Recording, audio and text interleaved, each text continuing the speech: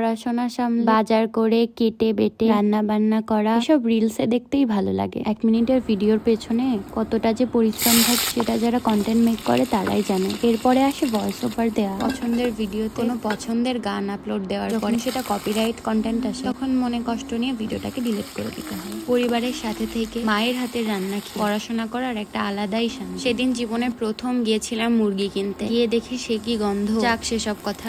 এরপরে আসে বাটাবাটি। বাসায় যখন রান্না করতাম তখন মা বেটে দিত, ঠাকুমা কেটে দিত, ওই খুন্তিটা শুধু আমি নাড়াতাম। রান্নাটা কত ইজি লাগতো, এখন পুরোটা একা হাতে সামলাতে হয়। আর এসব দেখে কিছু পাবলিক বলবে, আরে তুমি এত সুন্দর রান্না করো, আমাকেও একদিন খাওয়াও। আচ্ছা বাবা খাওয়াবো, আমাকে জাস্ট একটু কুটে আর বেটে দিও। যাক সেসব কথা। সেদিন করেছিলাম মুরগির একটা পাতলা ঝোল। এতটা তো আর একদিনে খাওয়া সম্ভব, এজন্য ঝোলটা বেশি রেখেছিলাম যাতে কয়েকদিন গরম করে খাওয়া যায়। আর মাংসটা বাসি হলে আমার কাছে কেন জানি বেশি টেস্ট লাগে। গরম ধোয়া ওঠা ভাত আর ঝাল ঝাল মাংস, উফ আলাদাই লাগে। ছিল আজকে রান্না বান্নার ভিডিও। রান্না শেষে পরিবেশনের জন্য আমি একটু ধনেপাতা ছিটিয়ে দিয়েছিলাম, যদিও সেটা পরে ভালো লাগছিল না। যাই হোক, আজকের মতো এই পর্যন্তই। সবাই ভালো থেকো, টাটা।